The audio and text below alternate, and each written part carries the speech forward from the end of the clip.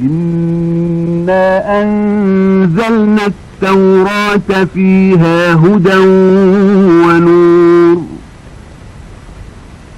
يحكم بها النبيون الذين أسلموا للذين هادوا والربانيون والأحبار بما استحفظوا من كتاب الله وكانوا عليه شهداء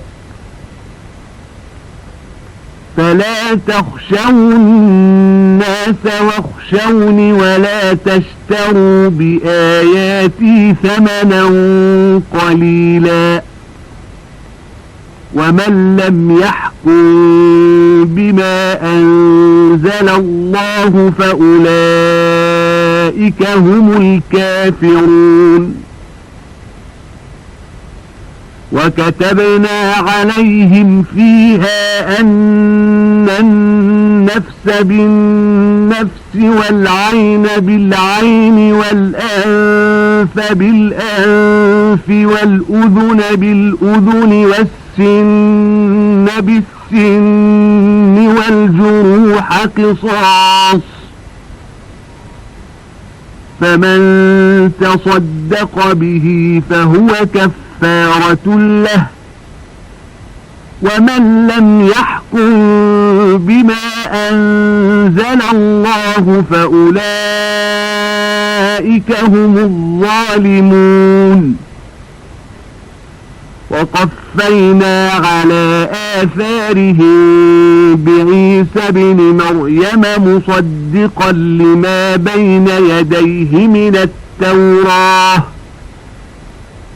وآتيناه الإنجيل فيه هدى ونور ومصدقا لما بين يديه من التوراة وهدى وموعظة للمتقين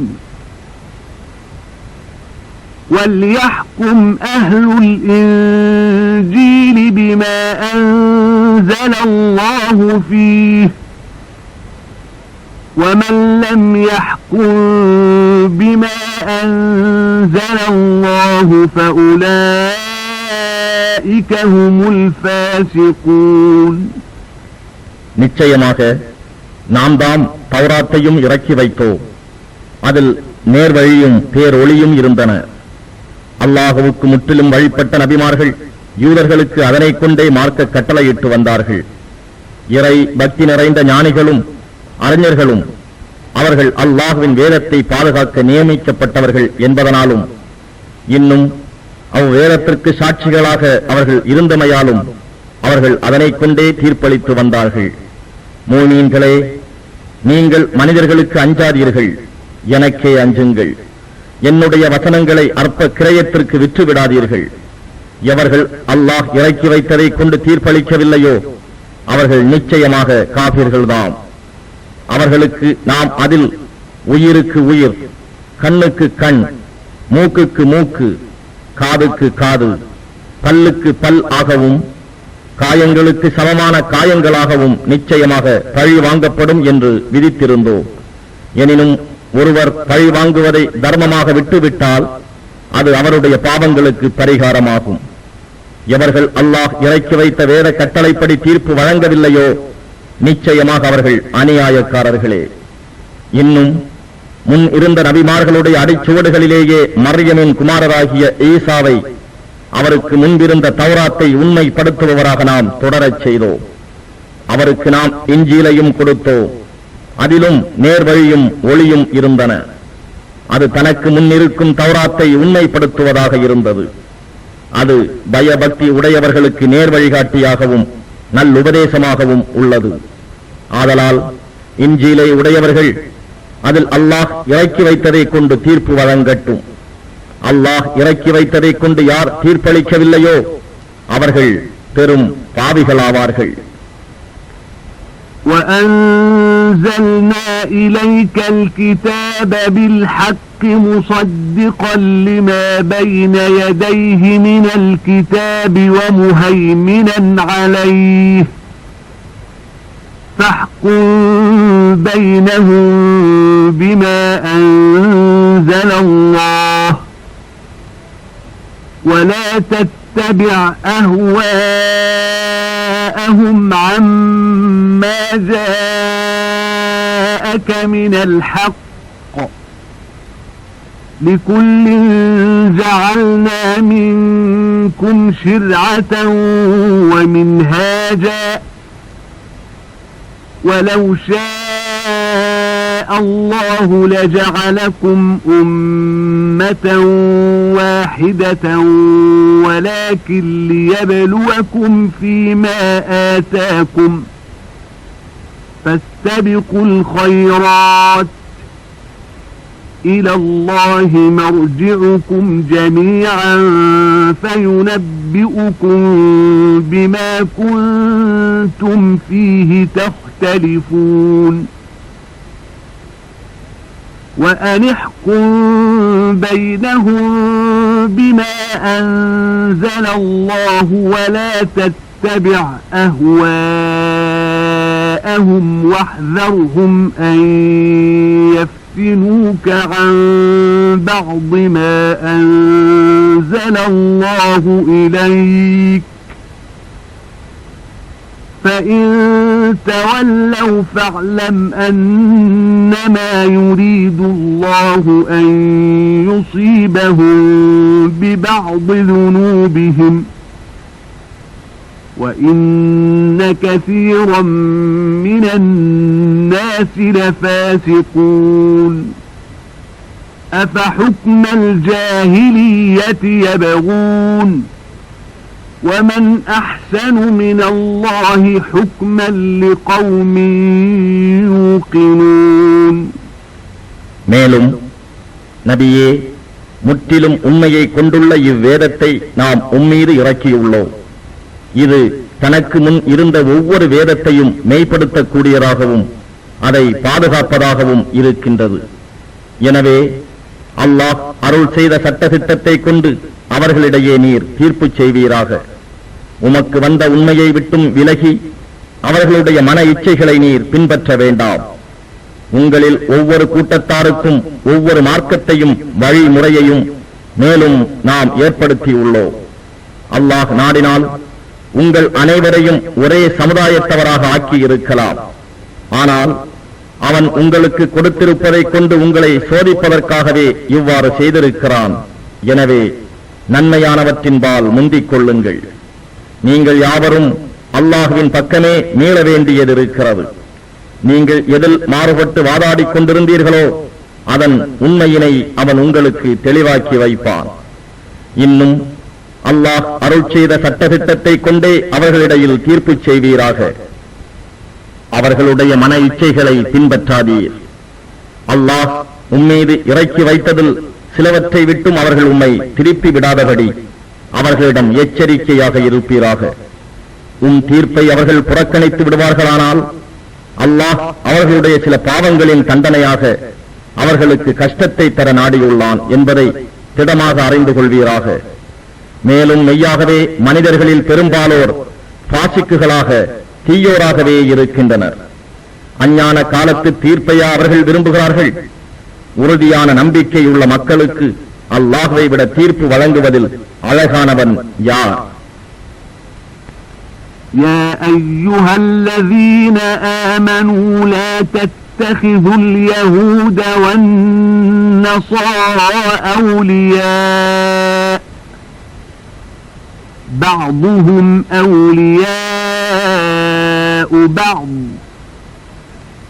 ومن يتولهم منكم فإنه منهم إن الله لا يهدي القوم الظالمين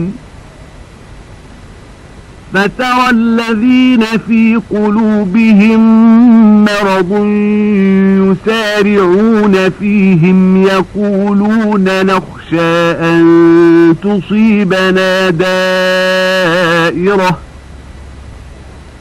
فعسى الله أن يأتي بالفتح أو أمر من عنده عبده فيصبحوا على ما أسروا في أنفسهم نادمين ويقول الذين آمنوا أهؤلاء الذين أقسموا بالله جهد أيمانهم إنهم لمعكم حبطت أعمالهم فأصبحوا خاسرين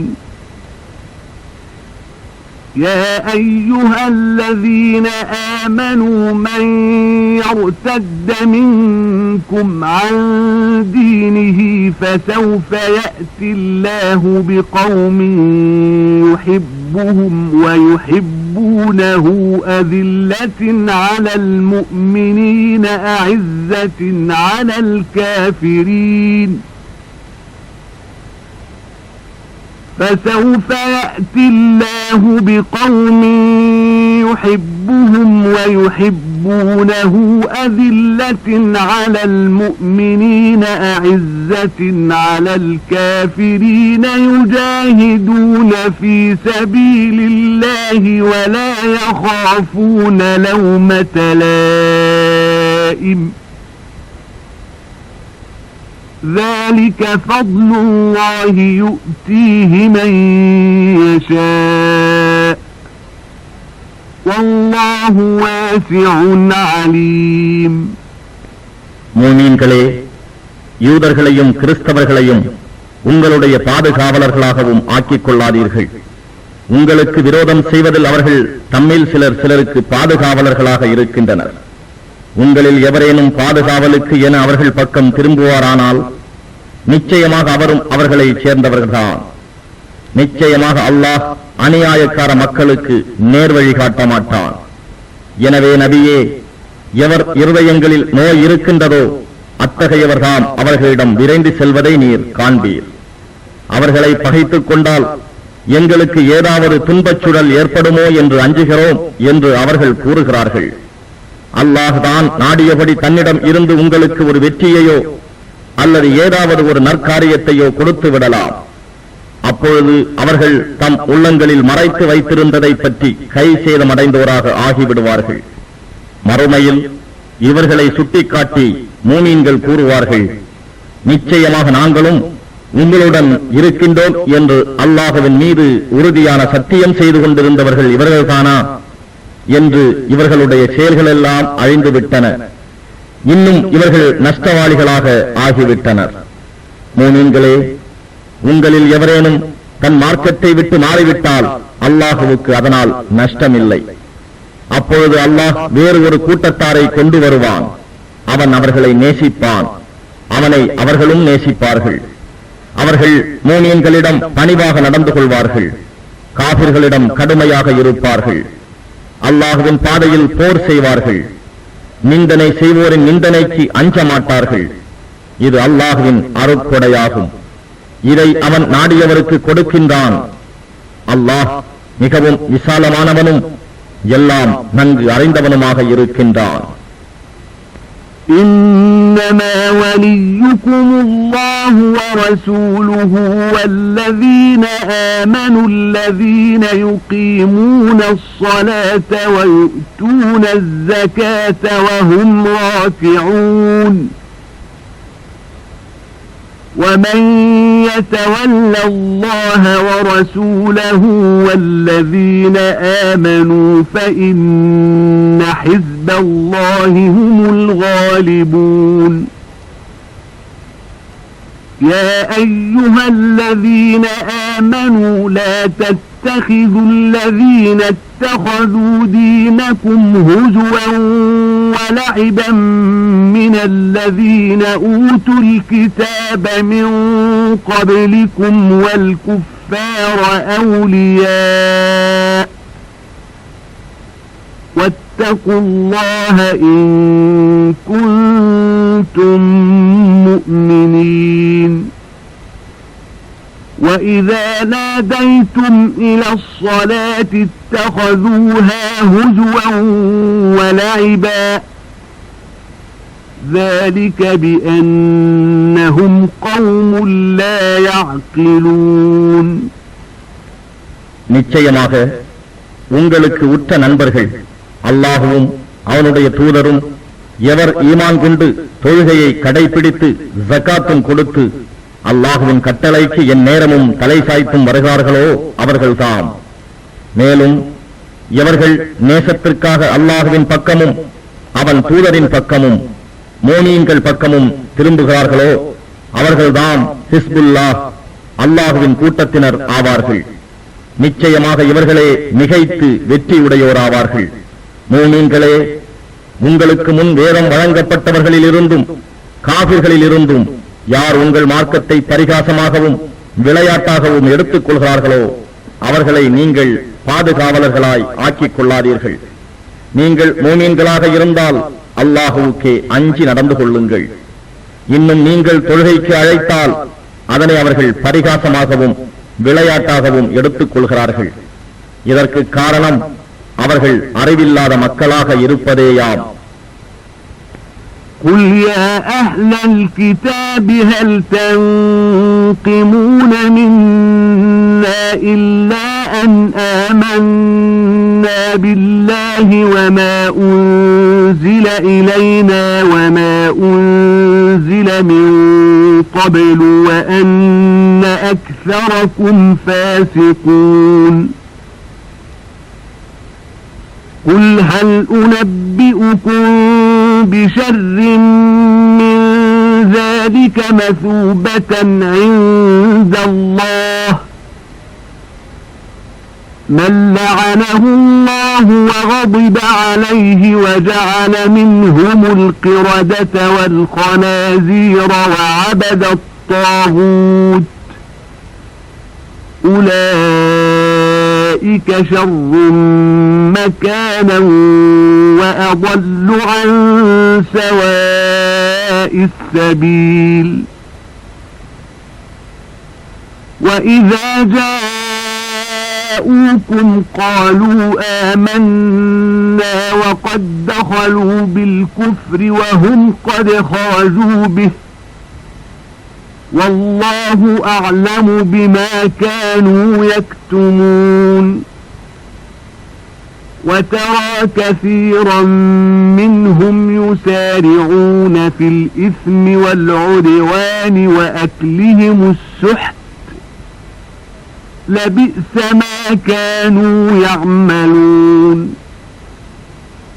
لولا ينهاهم الربانيون والأحبار عن قولهم الإثم وأكلهم السحت لبئس ما كانوا يصنعون. வேதம் உடையவர்களே, அல்லாஹ்வின் மீதும் எங்கள் மீது இறக்கப்பட்ட வேதத்தின் மீதும் எங்களுக்கு முன்னர் இறக்கப்பட்டவை மீதும் நாங்கள் நம்பிக்கை கொண்டுள்ளோம் என்பதை தவிர வேறு எதற்காகவும் நீங்கள் எங்களை பழிக்கவில்லை.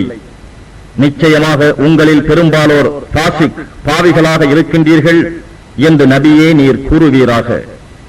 அல்லாஹ்விடம் இருந்து இதைவிட கெட்ட பிரதிபலனை அடைந்தவர்களை பற்றி உங்களுக்கு அறிவிக்கட்டுமா?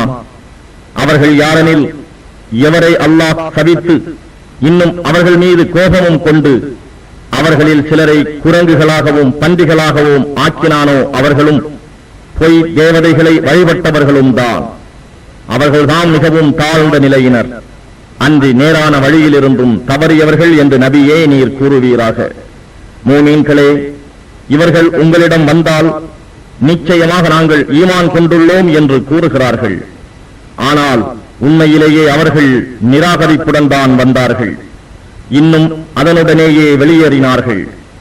நிச்சயமாக அவர்கள் மறைத்து வைத்திருப்பதை அல்லாஹ் மிகவும் நன்கு அறிந்தவனாக இருக்கின்றான்.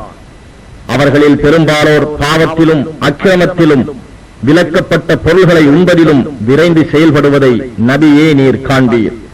அவர்கள் செய்வதெல்லாம் தீமையேதாம். அவர்கள் பாவமான வார்த்தைகளை கூறுவதிலிருந்தும் விலக்கப்பட்ட பொருள்களை உண்பதில் இருந்தும் அவர்களுடைய ஞானிகளும் குருமார்களும் அவர்களை தடுத்திருக்க வேண்டாமா? இவர்கள் செய்வதெல்லாம் தீமையேதாம். وقالت اليهود يد الله مغلولة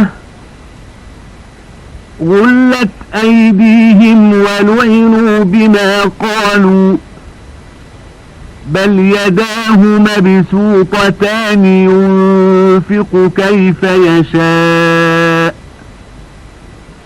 وليزيدن كثيرا منهم ما أنزل إليك من ربك طغيانا وكفرا وألقينا بينهم العداوة والبغضاء إلى يوم القيامة كلما أوقدوا نارا للحرب أطفأها الله ويسعون في الأرض فسادا والله لا يحب المفسدين ولو أن أهل الكتاب آمنوا واتقوا لكفرنا عنهم سيئاتهم ولأدخلناهم جنات النعيم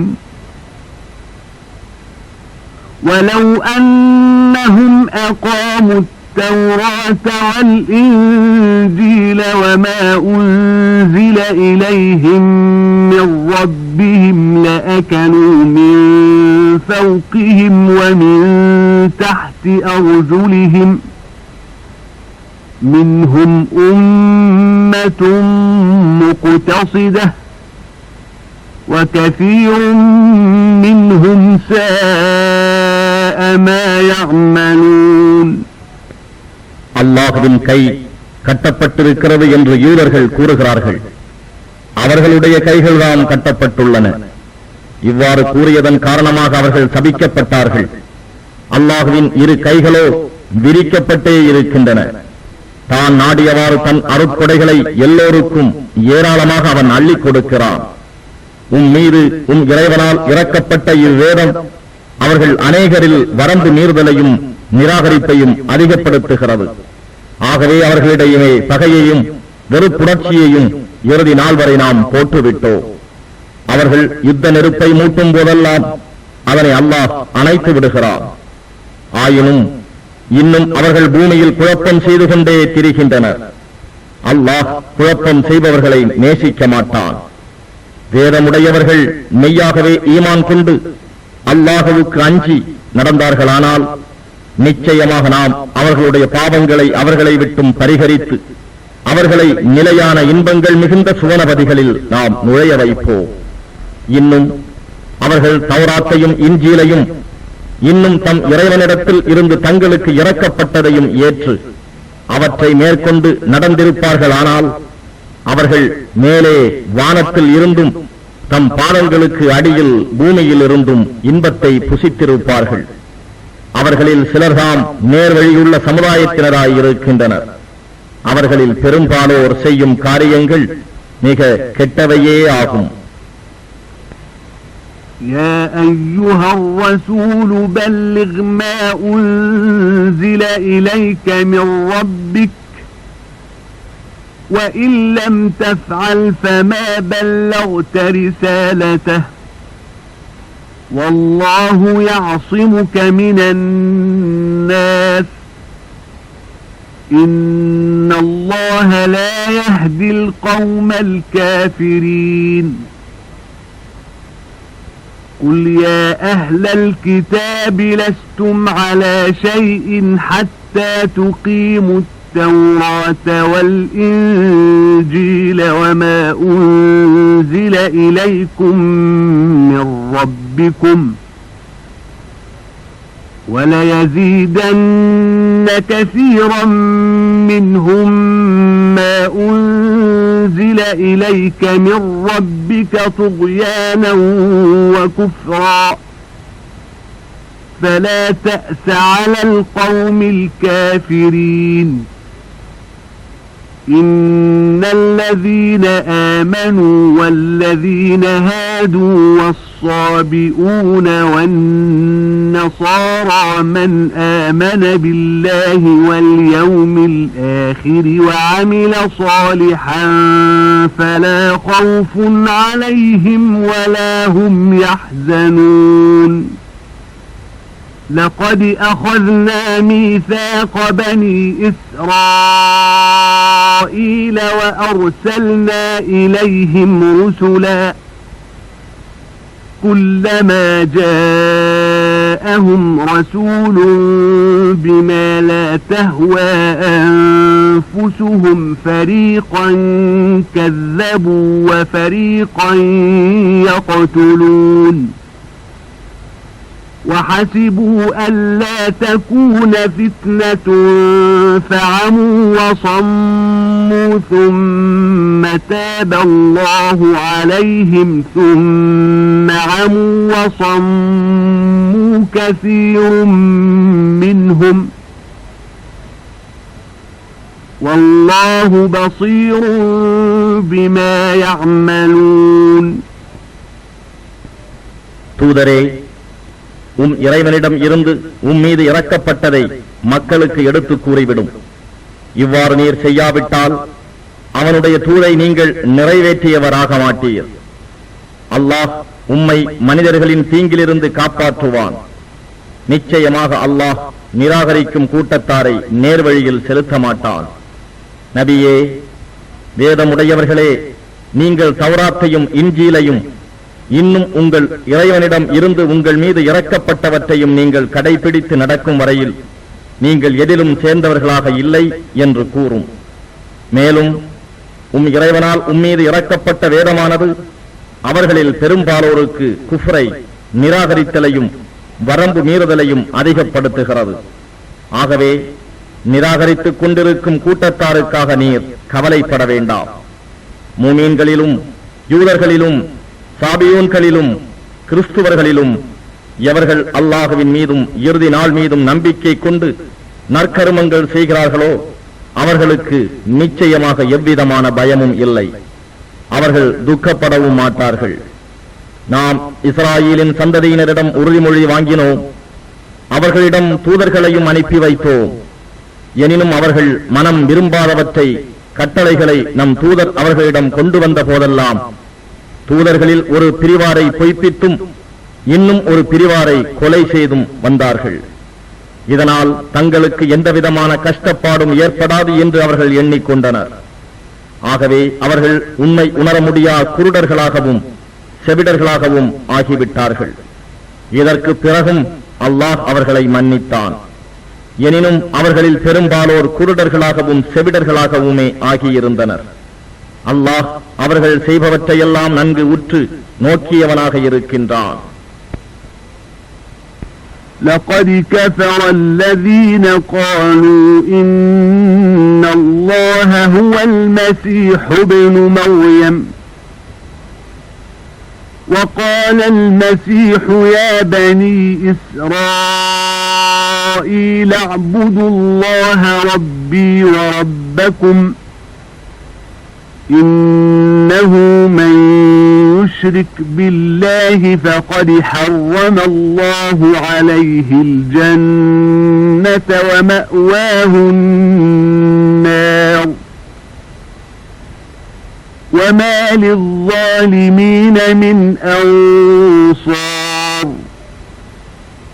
لقد كفر الذين قالوا إن الله ثالث ثلاثة وما من إله إلا إله واحد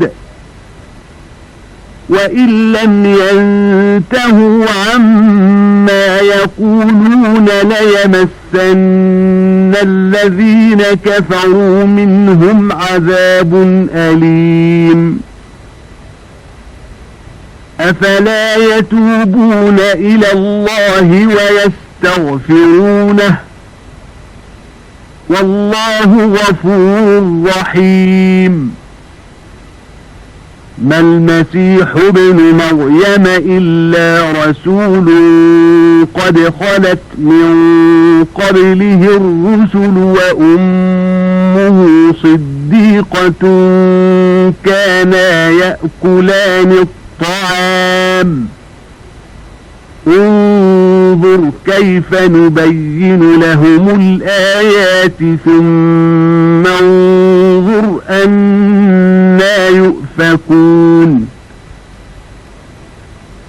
قل أتعبدون من دون الله ما لا يملك لكم ضرا ولا نفعا والله هو السميع العليم قل يا أهل الكتاب لا تغلوا في دينكم غير الحق ولا تتبعوا أهواء قوم قد ضلوا من قبل وأضلوا كثيرا وضلوا عن سواء السبيل. நிச்சயமாக மரியமுடைய மகனாகிய மசீஹ் ஈசாதான் அல்லாஹ் என்று கூறுகிறவர்கள் உண்மையிலேயே நிராகரிப்பவர்கள் ஆகிவிட்டார்கள். ஆனால் மசீஹ் கூறினார், இஸ்ராயேலின் சந்ததியினரே, என்னுடைய இறைவனும் உங்களுடைய இறைவனுமாகிய அல்லாஹுவை வணங்குங்கள் என்று. எனவே எவன் ஒருவன் அல்லாஹுவுக்கு இணை கற்பிப்பானோ அவனுக்கு அல்லாஹ் சுவனபதியை நிச்சயமாக ஹராமாக்கிவிட்டான். மேலும் அவன் ஒதுங்குமிடம் நரகமே ஆகும். அக்கிரமக்காரர்களுக்கு உதவி புரிபவர் எவரும் இல்லை. நிச்சயமாக அல்லாஹ் மூவரில் மூன்றாமவன் என்று கூறியவர்கள் காபிர்களாக நிராகரிப்பவர்களாக ஆகிவிட்டார்கள். ஏனென்றால் ஒரே இறைவனை தவிர வேறு நாயன் இல்லை. அவர்கள் சொல்வதை விட்டும் அவர்கள் விலகவில்லையானால் நிச்சயமாக அவர்களில் காபிரானவர்களை துன்புறுத்தும் வேதனை கட்டாயம் வந்தடையும். இவர்கள் அல்லாஹுவின் பக்கம் திரும்பி தௌபா செய்து அவனிடம் மன்னிப்பு தேடமாட்டார்களா? அல்லாஹ் மிக்க மன்னிப்பவனாகவும் பெரும் கருணையாளனாகவும் இருக்கிறான். மரியமுடைய குமாரர் மசீஹ் இறை தூதரே அன்றி வேறில்லை. இவருக்கு முன்னரும் தூதர்கள் பலர் வந்து சென்று விட்டனர். இவருடைய தாயார் மிக்க உண்மையானவர். இவ்விருவரும் மனிதர்களைப் போல உணவு உண்பவர்களாகவே இருந்தனர். இதனை அவர்களுக்கு நம்முடைய அத்தாட்சிகள் பலவற்றை கொண்டு எவ்வாறு தெளிவாக்கினோம் என்பதை நபியே நீங்கள் கவனிப்பீராக. உண்மையில் இருந்து அவர்கள் எவ்வளவு தூரம் விலகிவிட்டார்கள் என்பதையும் கவனிப்பீராக. அல்லாஹ்வை அன்றி உங்களுக்கு எந்த தீங்கையோ நன்மையோ செய்ய அதிகாரம் இல்லாதவற்றையா நீங்கள் வணங்குகிறீர்கள் என்று நபியே நீர் கேளும். அல்லாஹ் யாவற்றையும் செவி உருவோனாகவும் எல்லாவற்றையும் அறிபவனாகவும் இருக்கின்றான். வேதமுடையவர்களே, நீங்கள் உங்கள் மார்க்கத்தில் உண்மை இல்லாததை மிகைபட கூறி வரம்பு மீறாதீர்கள். உங்களுக்கு முன்பு வழி தவறிச் சென்ற கூட்டத்தாரின் மனோ இச்சைகளை நீங்கள் பின்பற்றாதீர்கள். அநேகரை அவர்கள் வழி தவறச் செய்ததுடன் தாங்களும் நேர்வழியை விட்டு விலகிவிட்டனர் என்றும் நபியே நீர் கூறுவீராக. لعن الذين كفروا من بني إسرائيل على لسان داود وعيسى بن مريم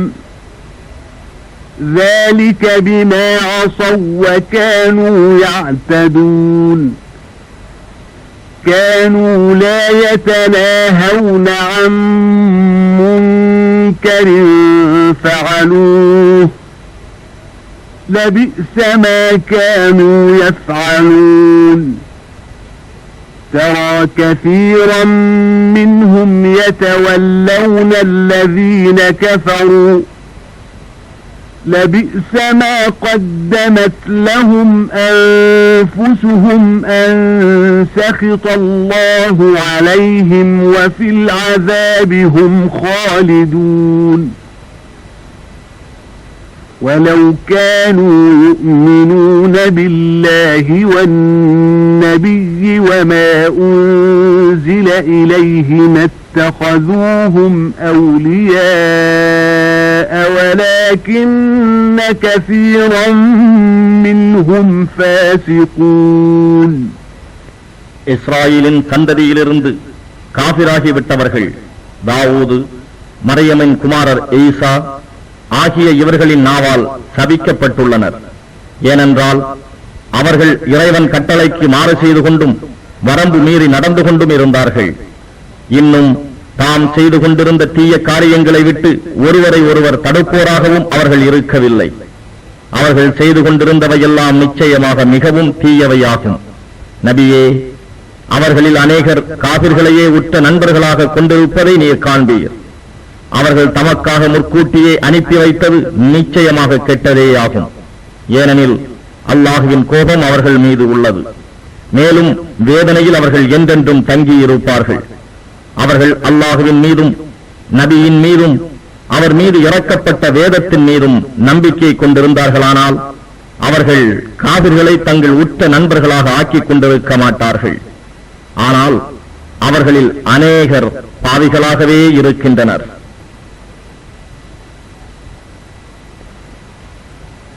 لَتَجِدَنَّ أَشَدَّ النَّاسِ عَدَاوَةً لِلَّذِينَ آمَنُوا الْيَهُودَ وَالَّذِينَ أَشْرَكُوا وَلَتَجِدَنَّ أَقْرَبَهُم مَّوَدَّةً لِلَّذِينَ آمَنُوا الَّذِينَ قَالُوا إِنَّا نَصَارَى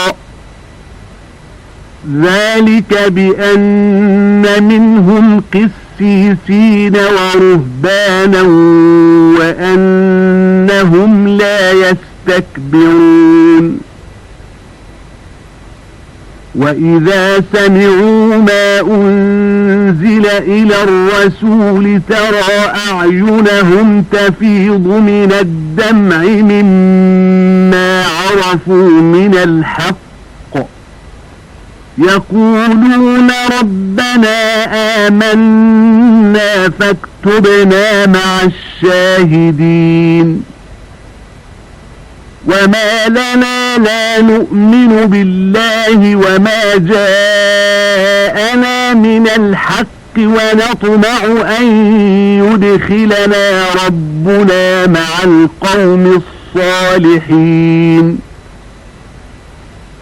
فأثابهم الله بما قالوا جنات تجري من تحتها الأنهار خالدين فيها وذلك جزاء المحسنين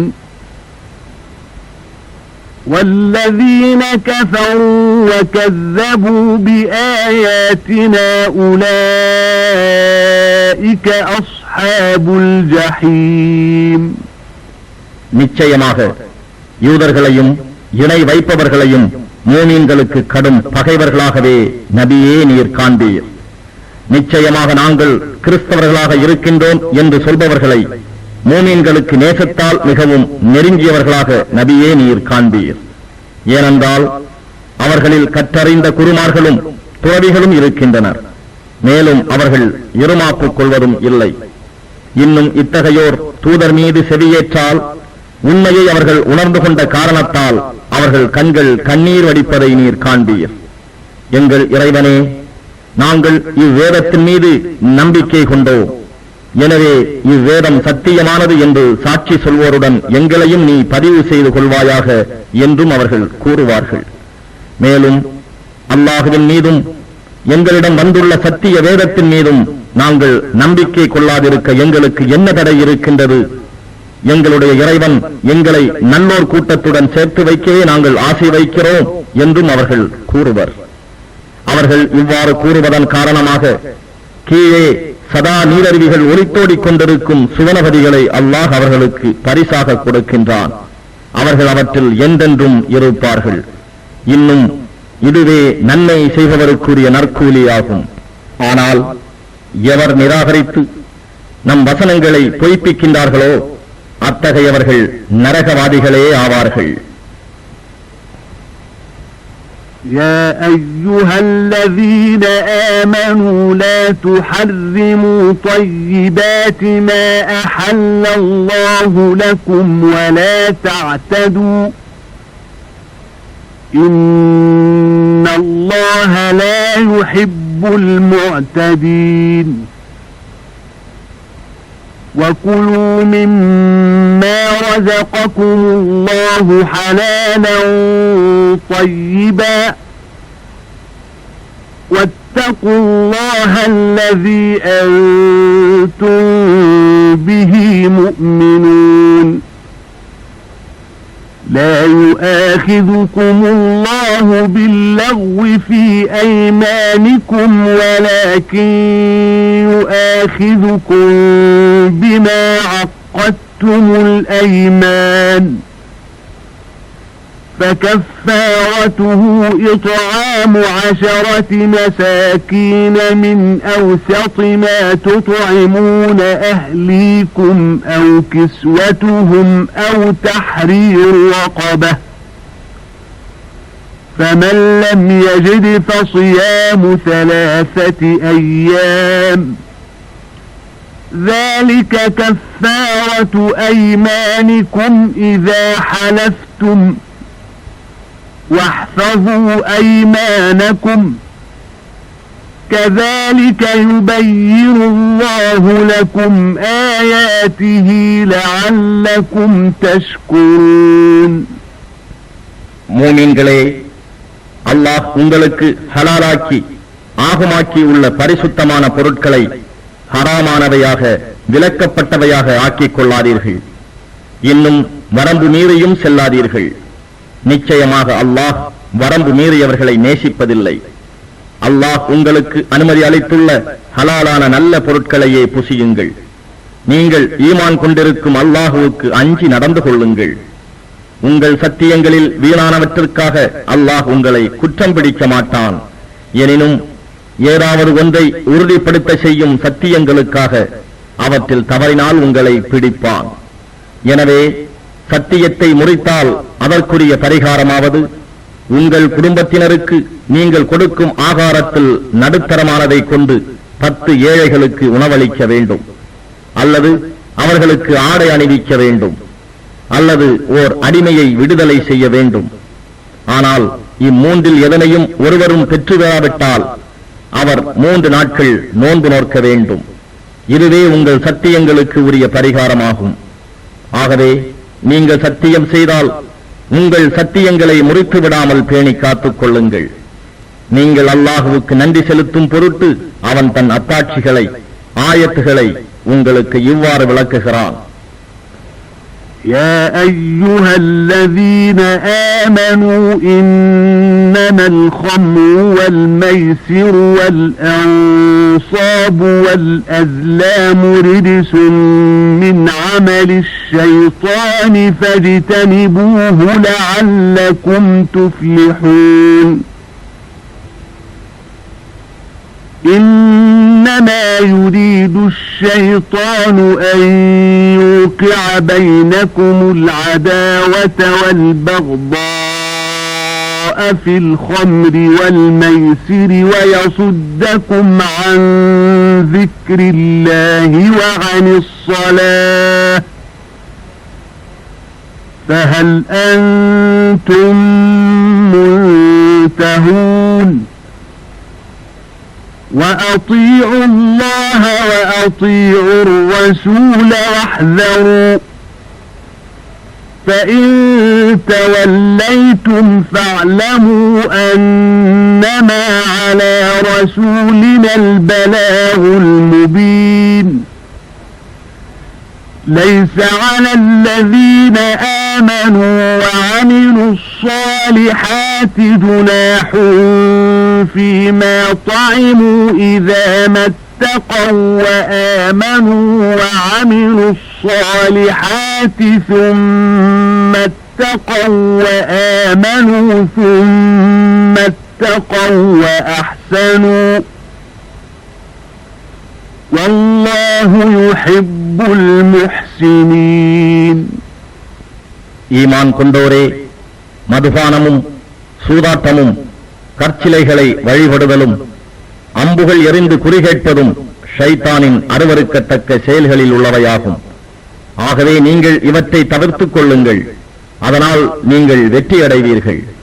நிச்சயமாக ஷைத்தான் விரும்புவதெல்லாம் மதுபானத்தை கொண்டும் சூதாட்டத்தை கொண்டும் உங்களிடையே பகைமையையும் வெறுப்பையும் உண்டு பண்ணி அல்லாஹ்வின் நிலைவிலிருந்தும் தொழுகையிலிருந்தும் உங்களை தடுத்து விடத்தான்.